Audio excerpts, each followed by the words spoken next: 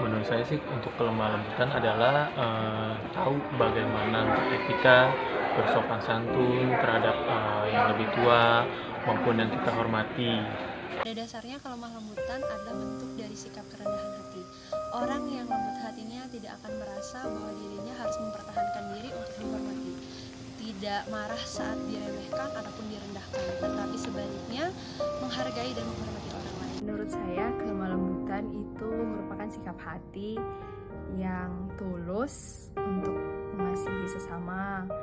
Terus juga menurut saya kelemah lembutan itu sikap hati untuk mau diajar dan mengajar kepada sesama, dan juga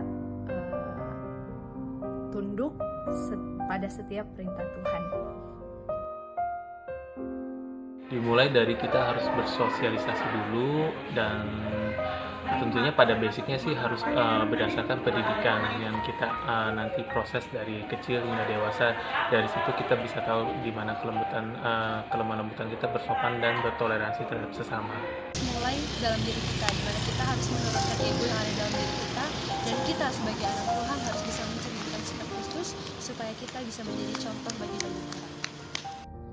Tidak mengeraskan hati, dan selalu mendengar apa yang Tuhan minta. Jadi berdoa untuk melembutkan hati, dan selalu berpikir positif terhadap sesama.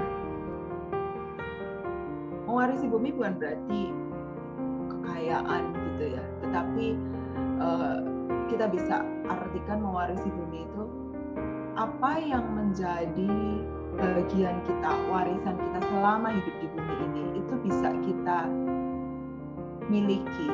Artinya kalau tadi Kak Cornelius bilang, keberadaan kita di bumi ini bisa punya buah, bisa punya dampak. Jadi betapa besarnya impact dari kelemah lembutan. Jadi, semoga ini bisa memotivasi kita untuk ketika diproses untuk menjadi lemah lembut, kita bertahan. Bertahan tuh maksudnya kita nggak keluar dari proses itu. Bukan bertahan terus keras hati ya, beda ya. Kita taat, kita turut, kita bersedia. Karena kita tahu bahwa di ujung proses ini, maka setiap talenta, setiap potensi, setiap rencana Tuhan itu bisa terjadi. Sehingga di ujung kehidupan kita tuh bisa pulang teman-teman, dan kita bisa mendengar Tuhan berkata, sudah selesai, kamu udah lakukan tugasmu gitu. Jadi cita-cita itu ya yang saya rasa akan membuat kita kuat untuk melewati masa-masa dihancurkan dan dilebur, karena kita bisa melihat ujung akhir.